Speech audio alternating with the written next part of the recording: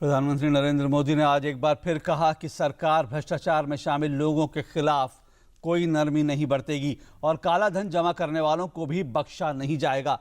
प्रधानमंत्री ने कहा कि काले धन की समस्या से निपटने के लिए कई नीतिगत फैसले लिए गए हैं और अब इंटरपोल जैसी अंतर्राष्ट्रीय एजेंसियों से मिलकर सरकार ब्लैक मनी जमा करने वालों की संपत्ति जब्त करने की दिशा में भी गंभीर प्रयास करेगी।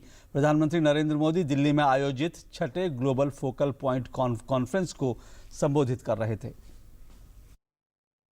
केंद्र में सत्ता संभालने के बाद से ही प्रधानमंत्री नरेंद्र मोदी की सरकार भ्रष्टाचार और काले धन के खिलाफ बेहद सख्त रही है और उसने इस दिशा में कई कदम भी उठाए हैं।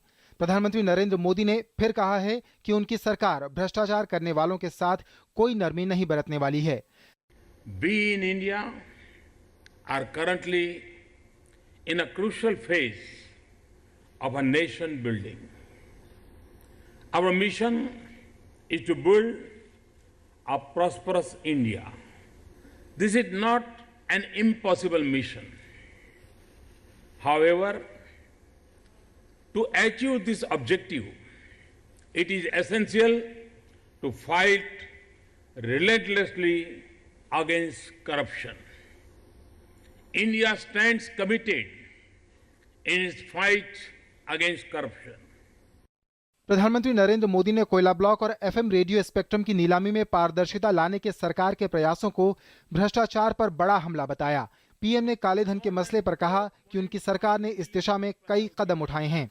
The very first day that we assumed office, we constituted a special investigation team under the supervision of the Supreme Court to look into the issue.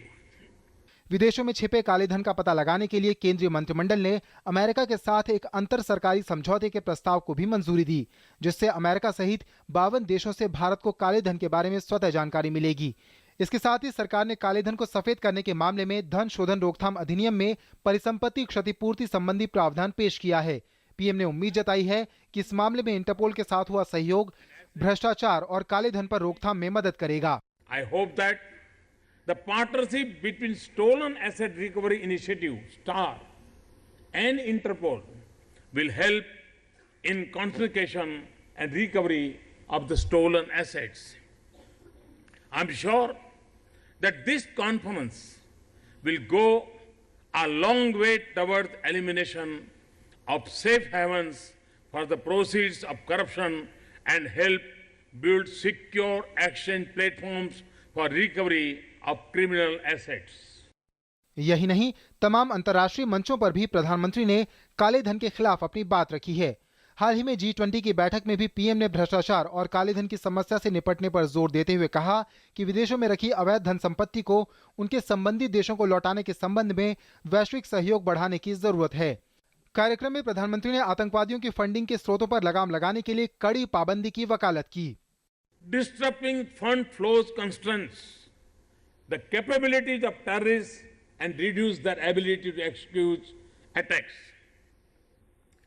This involves putting in place both systematic safeguards and targeted economic sanctions based on credible counter-terrorism intelligence.